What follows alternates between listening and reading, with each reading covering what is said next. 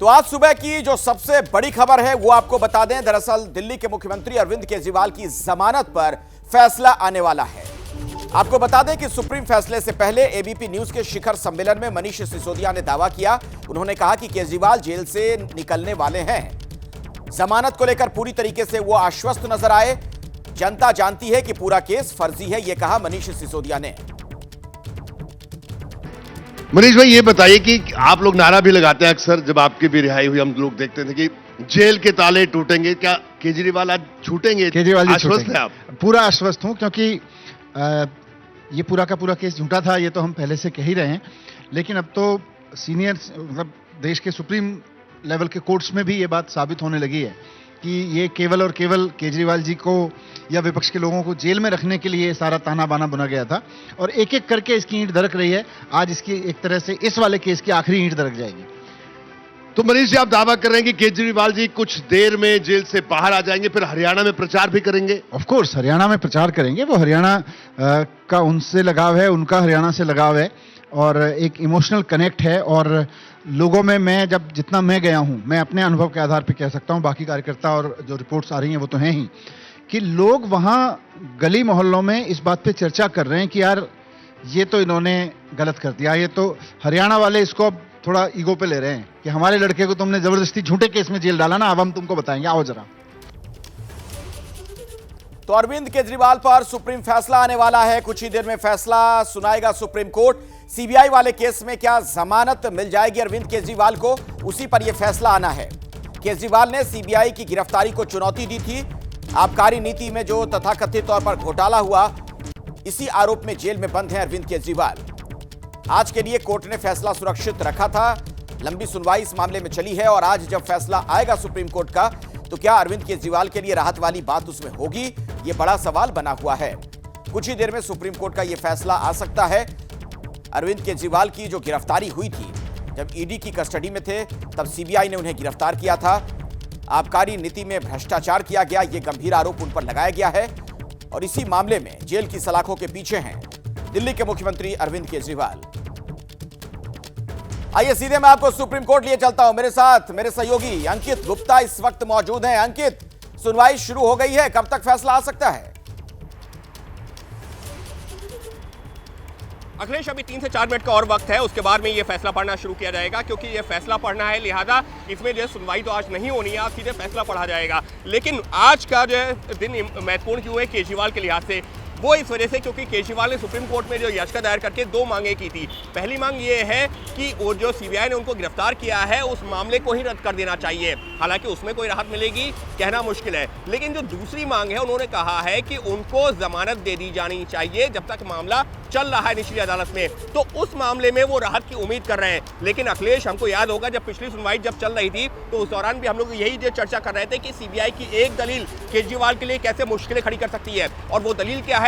CBI ने कहा है कि इस मामले में जो अन्य आरोपी थे, फिर चाहे वो संजय सिंह हो, के कविता हो, विजय नायर हो, मनीष सिसोदिया हो, वो तमाम लोग पहले निचली अदालत गए थे, वहां जमानत याचिका लगाई थी, वहां से राहत नहीं मिली, हाईकोर्ट गए, हाईकोर्ट से राहत नहीं मिली, तब सुप्रीम कोर्ट आए। लेकिन केजरीवाल ने क्या किया?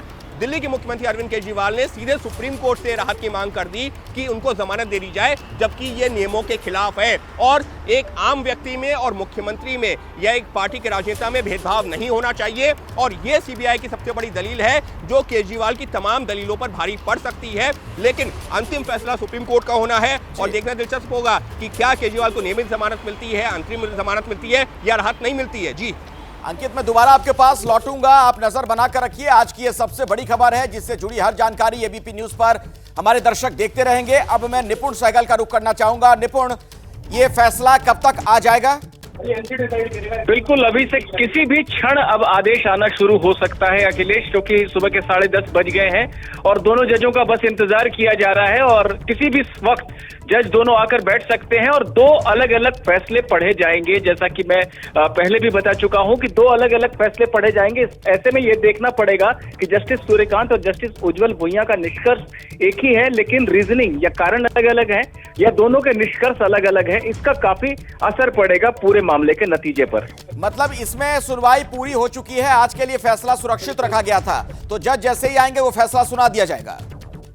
बिल्कुल, जज जैसे ही आएंगे फैसला सुना दिया जाएगा। वरिष्ठ जज जो दोनों में से हैं, बेंच के जो वरिष्ठ सदस्य हैं जस्टिस सूर्यकांत, वो पहले फैसला पढ़ेंगे और उनके फैसले की शुरुआत में ही पता चल जाएगा कि जो दूसरे जज हैं जस्टिस उज्जवल भुइयां, वो उनसे सहमत हैं या वो अलग फैसला पढ़ने वाले हैं। तो ये बात बहुत अहम हो जाएगी कि जस्टिस सूर्यकांत अपने फैसले की शुरुआत में क्या बताते हैं, कि क्या निष्कर्ष एक है या जस्टिस भुइयां का कोई अलग निष्कर्ष है। तो हमें दोनों फैसलों का इंतजार करना पड़ेगा ये समझने के लिए कि वास्तव में फैसला क्या है सुप्रीम कोर्ट का। निपुण, एक बात बताइए, ये लोअर कोर्ट में जाने वाली जो बात अंकित भी जिसका जिक्र कर रहे थे, क्या इस मामले में कोई पेच फंस सकता है और ये क्या हो सकता है? जरा इसकी तकनीकी बारीकी समझाइए। देखिए, सीबीआई का ये कहना था कि जमानत जो होती है किसी भी मामले में वो निचली अदालत से होते हुए सुप्रीम कोर्ट तक आती है। यहाँ पर केजरीवाल ने सीधे हाई कोर्ट में याचिका दाखिल की थी जमानत के लिए और बाद में वो सुप्रीम कोर्ट आ गए, जबकि हाई कोर्ट ने उनसे कहा कि आप निचली अदालत जाइए। तो ऐसे में सुप्रीम कोर्ट के पास कंसिडरेशन के लिए, विचार के लिए ये सवाल भी है, अगर सुप्रीम कोर्ट इससे सहमत हो जाता है तो केजरीवाल को एक लंबा रास्ता तय करना पड़ेगा।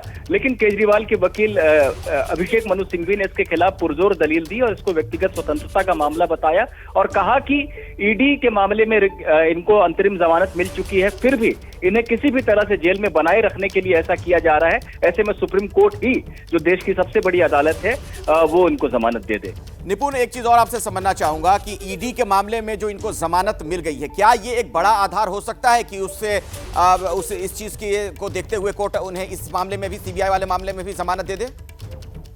निश्चित रूप से ये एक बड़ा आधार हो सकता है, क्योंकि एक मामले में वो जमानत पर हैं, अंतरिम जमानत पर सुप्रीम कोर्ट से ही मिली है, और लेकिन दूसरे मामले में गिरफ्तारी के चलते वो बंद है। तो हो सकता है कि सुप्रीम कोर्ट अंतरिम जमानत कम से कम दे दे, अगर नियमित जमानत न भी दे तो।